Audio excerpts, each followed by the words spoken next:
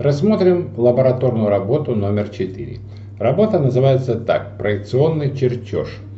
И содержание следующее. Выполнить 3 вида. Соединить половину фронтального разреза с половиной вида спереди. Значит, цель отсюда вытекает нашей работы: научиться строить 3 вида. Раз, первая цель. И вторая — заменять половину вида разрезом. Значит, разрез нам нужно сделать на вот этой правой части чертежа. Значит, что понадобится? Понадобится нам лист с основной надписью. Это тот лист, который мы делали в лабораторной работе номер 1 и сохраняли его в качестве шаблона. Дальше непосредственно само задание. Вот эта картинка, один из вариантов, я загрузил в виде картинки сюда, в наш нынешний чертеж. И дальше следующее, что нам понадобится, это понадобится построить 3 вида. Значит, предварительно я уже 2 вида построил. То есть эти 2 вида, те, которые здесь есть на задании. Построил, они готовы. И я на этом не останавливаюсь, поскольку мы это делали уже в предыдущей работе. Абсолютно аналогично перечертил. Единственное, хочу напомнить, что вся работа выполняется в масштабе 1 к 1. То есть мы те размеры, которые здесь есть, строим строго по размерам, не увеличивая, не уменьшая.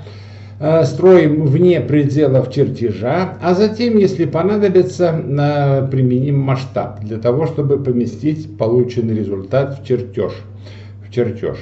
Обратите внимание, что размеров я не проставлял. Я не проставлял их специально, умышленно.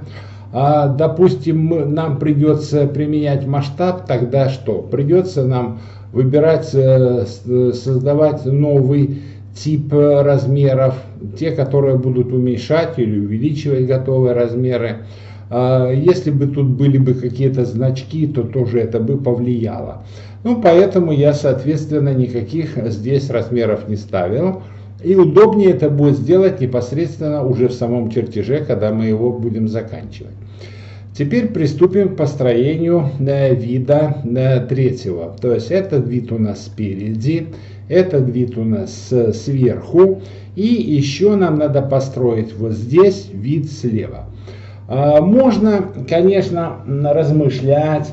Например, ширина этого вида будет вот такая, да, строить здесь линию. И такими путями потихонечку идти и строить вид. Но раз мы пользуемся автокадом, то удобнее сделать следующим образом. Я скопирую вот этот вид. Скопирую его вот так. Перенесу рядышком. Затем перенес. Нажимая Escape, команда остановилась. Этот вид я сейчас поверну на 90 градусов. Выбираю, соответственно, команду «Повернуть». Мне предлагается выбрать объекты. Выбрал объект. Enter, подтвердил. Указал базовую точку и написал 90 градусов.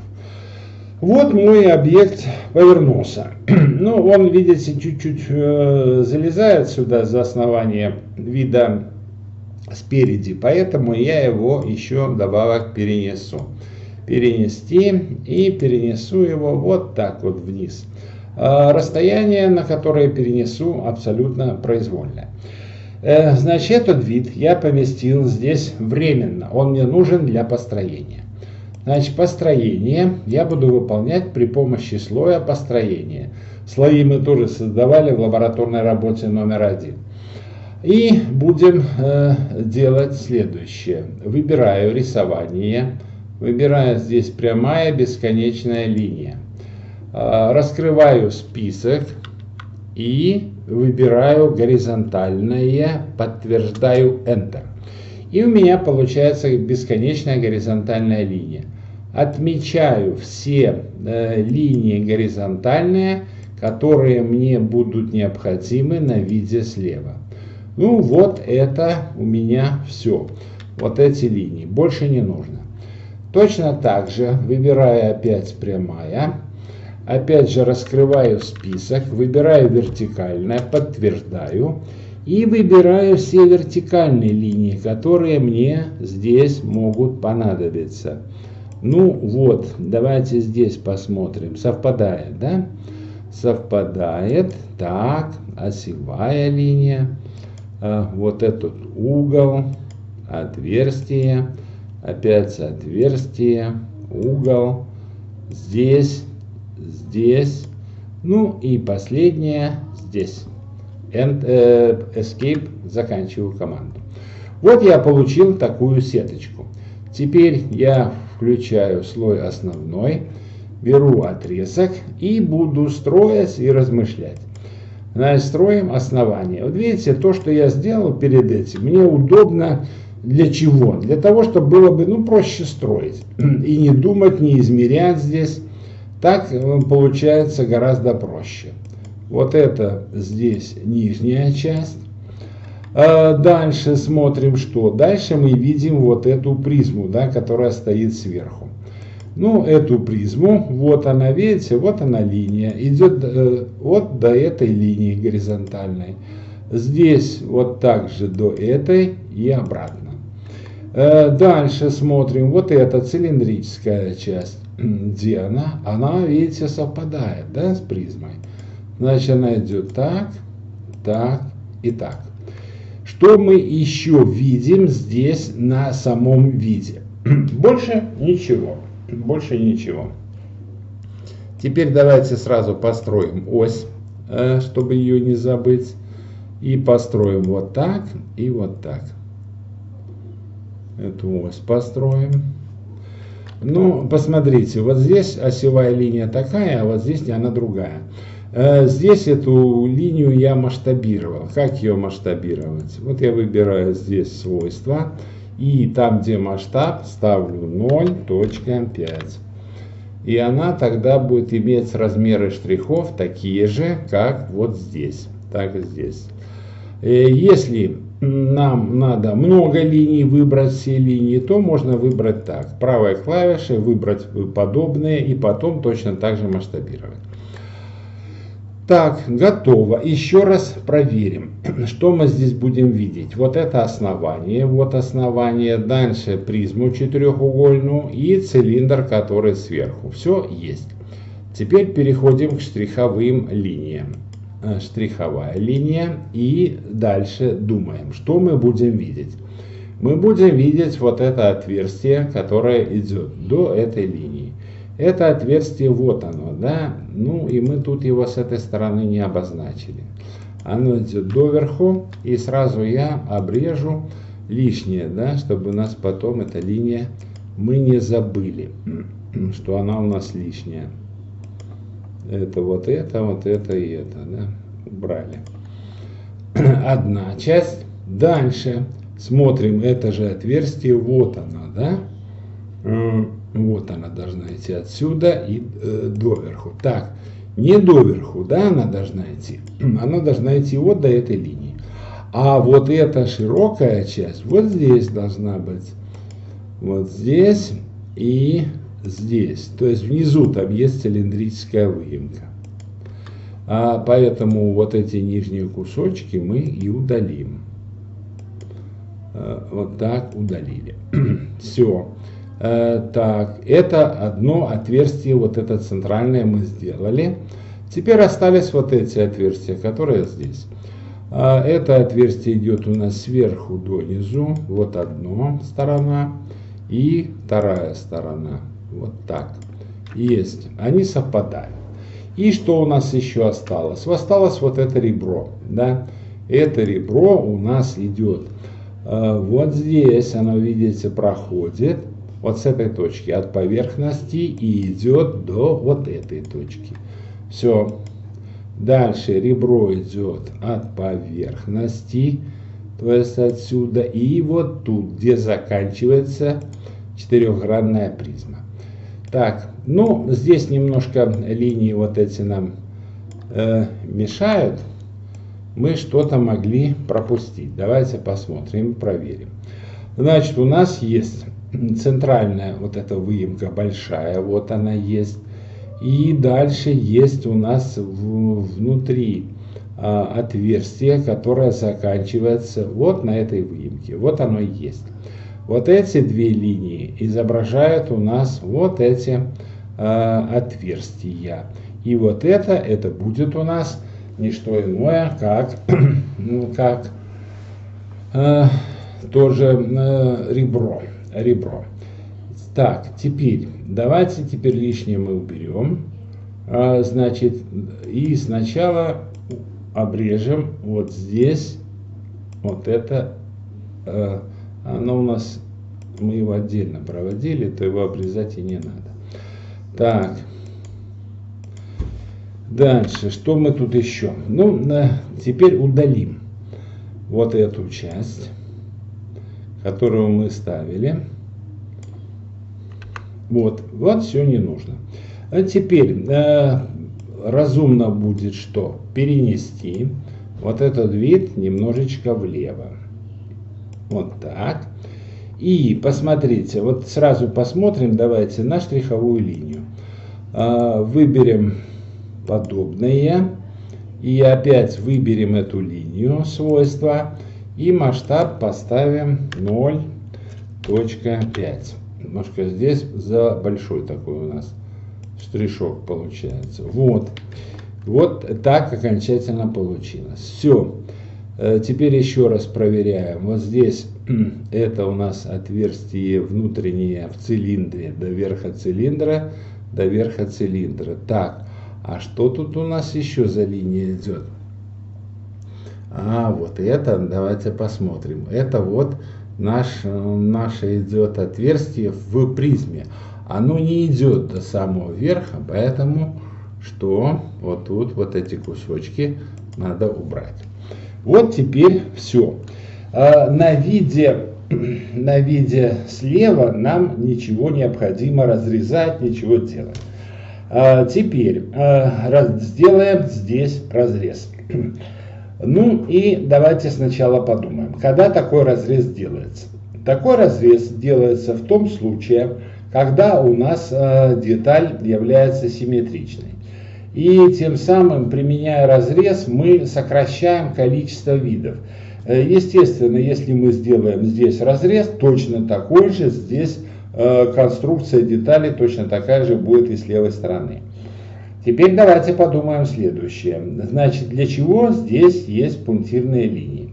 Пунктирные линии отображают внутреннее устройство детали. Если мы справа сделаем разрез, то необходимость на левой части пунктирных линиях отпадает. Тогда мы их можем там убрать. Они уже будут там излишни. Мы одно и то же будем изображать двумя разными способами. Поэтому первое, что мы делаем, это мы уберем отсюда линии.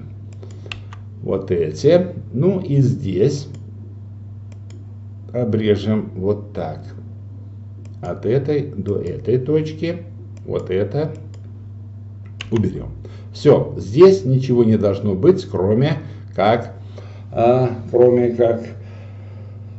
осевая линия, там, где проходит отверстие. Теперь давайте подумаем, что мы будем видеть здесь. Значит, здесь мы разрезаем так. Мы видим отверстие. Поэтому вот эта линия будет у нас какой?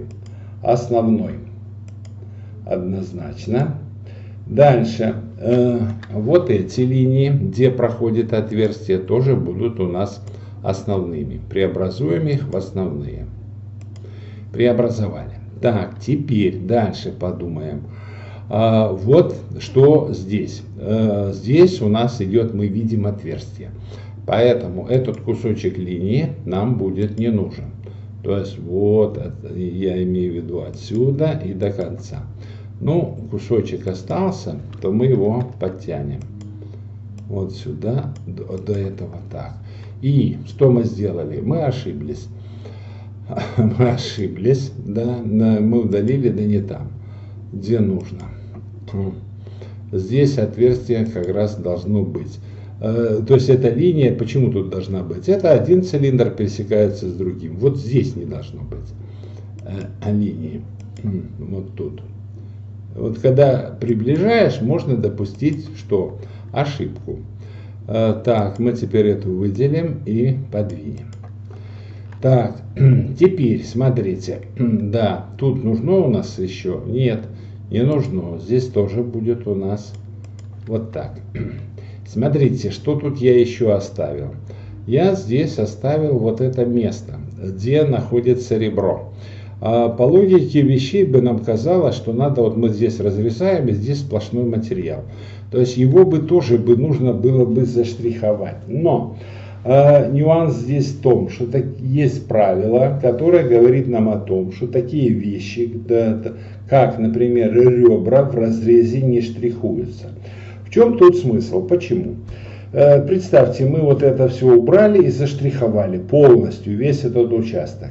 И теперь мы смотрим на деталь, и нам создается такое ложное впечатление, что деталь массивная, хотя на самом деле это не так. Вот поэтому, чтобы не создавались такие ложные впечатления, да, то принято ребра не штриховать. Не штриховать. Поэтому вот эту линию мы уберем. А вот тут, где ребро, у нас мы ее нарисуем. Так, и эта линия должна быть у нас основная, да? Основная. И нам еще надо кусочек основной нарисовать.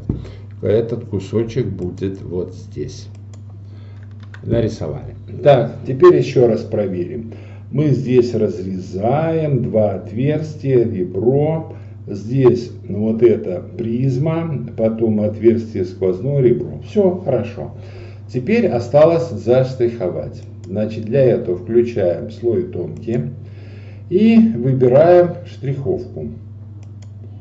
Штриховку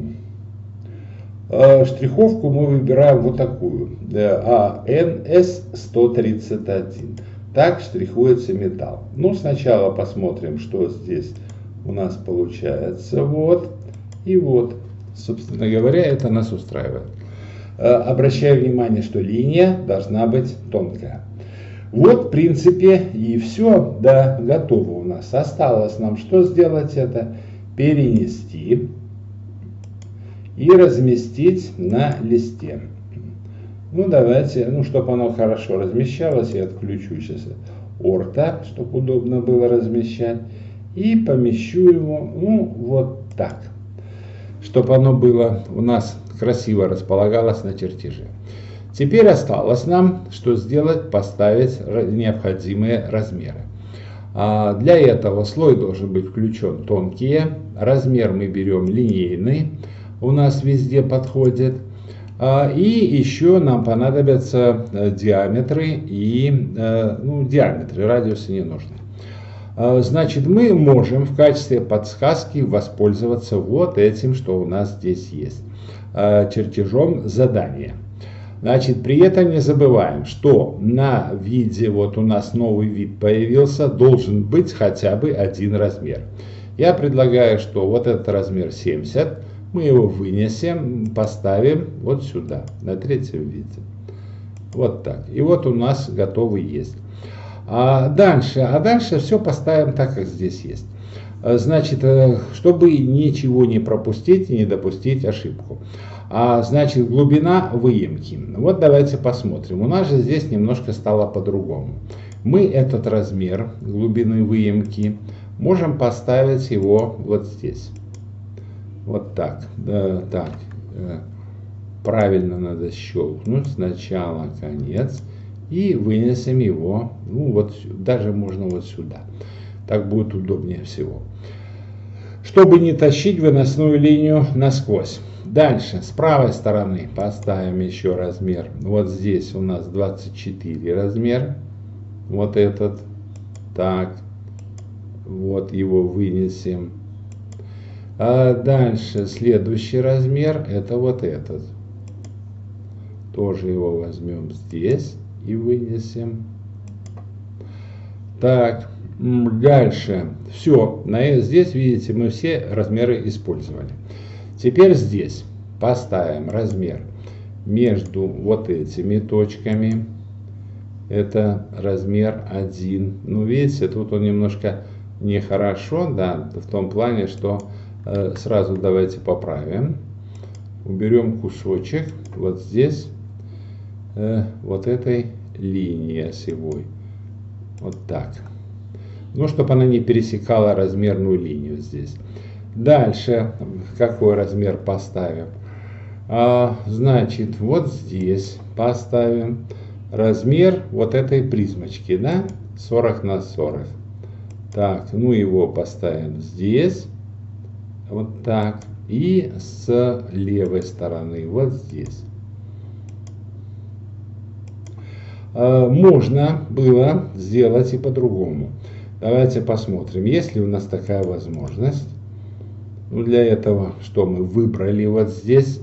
И теперь давайте посмотрим вот здесь, где обозначение, есть ли у нас квадратик, да.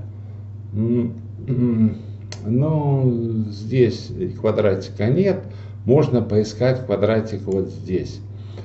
Вот, видите, вот здесь квадратик найти. Но я не думаю, что это будет проще, чем сделать, вот тут можно его так поставить, поискать квадратик. Ну, то есть я хочу поставить условный знак. Видите, квадратика тут. Ну, он где-то тут есть, но тут потратить придется больше времени, чтобы его найти.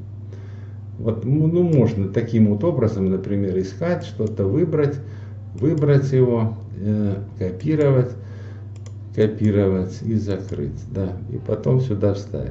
Ну, в нашем случае, видите, там искать его долго, да, и мы потратим больше времени. Мы его просто-напросто вот так поставили, 2 размера. Дальше, что нам еще надо поставить? Дальше, ширину вот этого нашего ребра. Ну, ее удобнее всего вот здесь поставить. Ну, так как она здесь стоит. Потом еще что показать? Ширину всю. Ее можно показать как здесь, а можно показать вот здесь. Да. Достаточно одного размера. Показали. Дальше общую длину.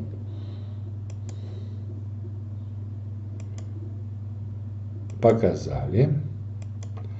Так, и, собственно, линейные размеры все. Теперь осталось поставить диаметры. Значит, обратите внимание, что если у нас есть окружность, то выбирается знак диаметра. Если была бы дуга, то соответственно радиуса. Бывают такие случаи, что можно поставить вот на этом виде вот этот линейный размер и подписать его значком диаметра, что это диаметр 20. Но так делается в том случае, если нет возможности поставить там на окружности диаметр. У нас есть такая возможность, поэтому мы этим руководствоваться не будем. Вот можно так поставить, а можно написать 2 ОТВ диаметр 20. И у нас еще есть отверстие, еще 3 диаметра. Это диаметр 1, диаметр 2 и диаметр 3. Вот так поставили. Ну, желательно, чтобы они на одном уровне располагались. Теперь проверяем, что у нас. Ну, все, размеры все, ну, я не вижу здесь размеров, которые мы не поставили бы. Дальше смотрим сюда, ну, подписываем свои фамилии и исправляем. У нас в шаблоне написано лабораторная работа 1, пишем работа 4, и здесь пишем так, проекционный чертеж. Так, смотрим масштаб 1.1, пишем номер варианта. Все необходимо. Итак, все, наша работа завершена, все, что требовалось в этой лабораторной работе.